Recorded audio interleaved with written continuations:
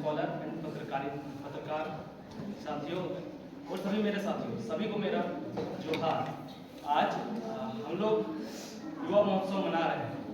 आज महान तपस्वी स्वामी विवेकानंद जी का जन्म हुआ था और यहाँ ही नहीं, पूरे देश में ये जो युवा महोत्सव है मनाया जा रहा है और उनके विचारों को अनुभव करने का प्रयास किया जा रहा है।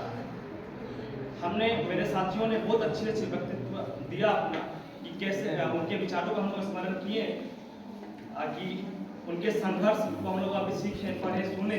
लेकिन इनके पीछे अगर हम एक लॉजिक निकालते हैं, विश्लेषण निकालते हैं, तो वो चीज़ है उनके गुरु का कि 25 साल की उम्र में उन्होंने अपने जीवन में मोह माया को त्याग करके जो उन्होंने एक सन्यासी जीवन को प्रवेश किया और ज्ञान में अपने आप को ढाला, तभी वो एक ज्ञानी बने और इस संसार में भारत का झंडा पूरे देश में बुलंद किए।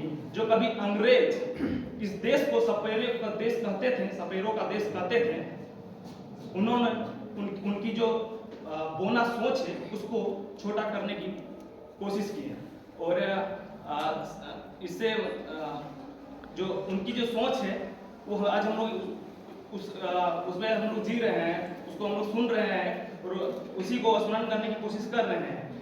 उन्होंने कहा कि युवा, आज हम लोग युवा महोत्सव मना रहे हैं, तो युवा कौन है? तो युवा वही है जिनके हाथों में शक्ति है, जिनके पैरों में गति है, जिनके दिल में, हृदय में ऊर्जा है और जिनके आंखों में सपने हैं।